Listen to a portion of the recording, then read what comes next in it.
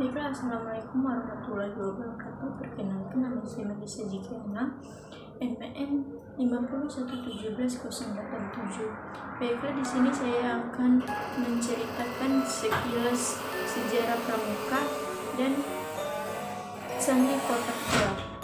Baiklah, di sini sandi sendiri berasal dari bahasa Sangsekerta yang mempunyai arti menyembunyikan atau rahasia.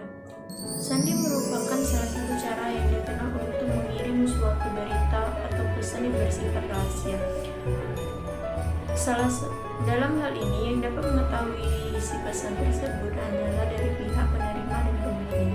Sandi di dalam Pramuka merupakan suatu media yang digunakan dalam pembelajaran dan dianggap bagus, baik itu untuk pramuka siaga, pramuka penerbang, pramuka penegak, dan pramuka penegak. Hal ini dikarenakan sandi merupakan dianggap dapat melatih ketertiban, ketelitian, kecerdasan, daya ingat, maupun konsentrasi.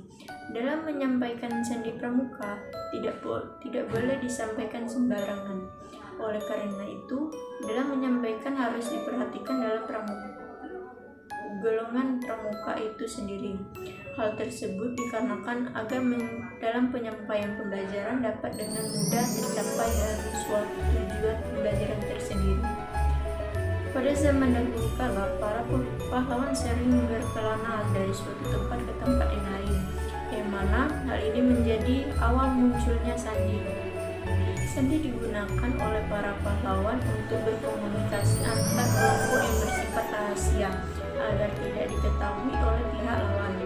Oleh karena itu, para pahlawan kemudian berpikir untuk membuat sandi yang bertujuan agar musuh dapat berkelana.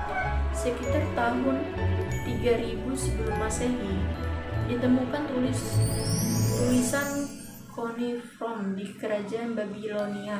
Tulisan cuneiform merupakan salah satu jenis tulisan kuno yang berbentuk seperti paku. Biasanya tulisan cuneiform ditulis satu jenis tulisan kuno yang ditulis di atas tanah liat. Kala itu, ketika akan mengirimkan suatu pesan atau berita rahasia, mereka memanfaatkan kepala para budak yang dicukur dan menuliskan berita menggunakan sandi di kepala para budak tersebut. Untuk berkirim pesan selanjutnya, mereka menggunakan kepala juga dengan menunggu hingga rambut dari budak tersebut mulai tumbuh kembali, baru kemudian budak membawa pesan dikirim. Ketika si budak sampai pada tujuan yang diinginkan, rambut budak tersebut akan dicukur agar pesan yang dikirim dapat dibaca. Ternyata cara seperti itu sangat efektif ketika digunakan untuk mengelabui musuh oleh para pemimpin pada saat itu. Seorang Julius Caesar pernah mengirim suatu kabar rahasia menggunakan sandi lompat.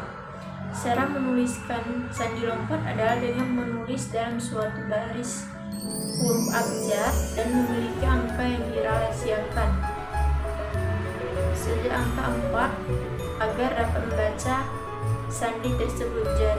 Jari telunjuk diletakkan pada huruf A, kemudian loncat sebanyak 4 huruf ke arah samping, maka yang ditunjukkan setelah itu adalah huruf E, dan hal itu berlaku terus dan seterusnya. Saat ini, segala sesuatu semakin berkembang.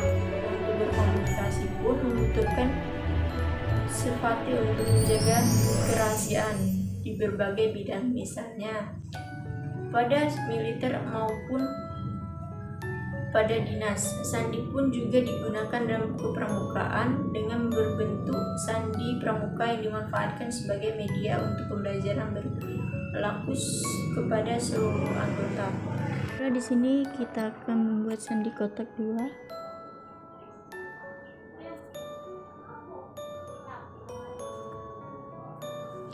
Pertama, kita membuat garis terlebih dahulu.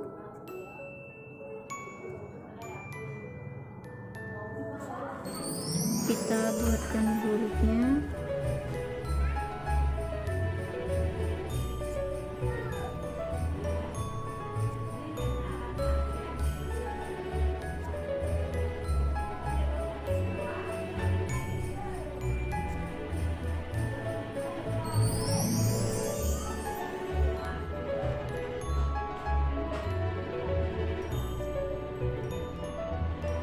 Nah, di sini kita akan membuat titiknya ya.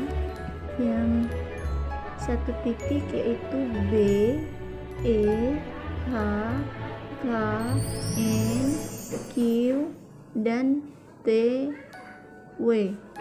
Nah, yang memiliki dua titik yaitu C, F, H, I, L, O, R, U, X. Di sini Z hanya mempunyai satu titik. Baiklah, kita akan mencontohkan sandi kotak 2.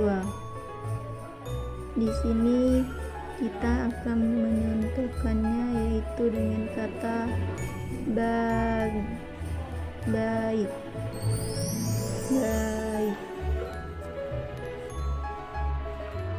Huruf B satu titik, huruf A tidak mempunyai titik, I 2 titik, dan K 1 titik. Nah, di sini huruf B 1 titik, A tidak ada titik, dan I 2 titik, K 1 titik. Ini contoh yang pertama. Baiklah, saya akan membuat contoh yang kedua yaitu pramuka. Pramuka P R 2 titik A M U 2 titik K 1 titik dan A tidak mempunyai titik. Baiklah, di sini yang mempunyai dua titik yaitu R dan U, sedangkan yang satu titik yaitu K. Baiklah, di sini saya sudah membuat dua contoh dari sandi kotak 2. Baiklah, mungkin itu saja yang dapat saya sampaikan, sekilas cerita dari saya. Apabila ada kata saya mohon maaf, kepada Tuhan saya mohon ampun. Saya akhiri. Wassalamualaikum warahmatullahi wabarakatuh.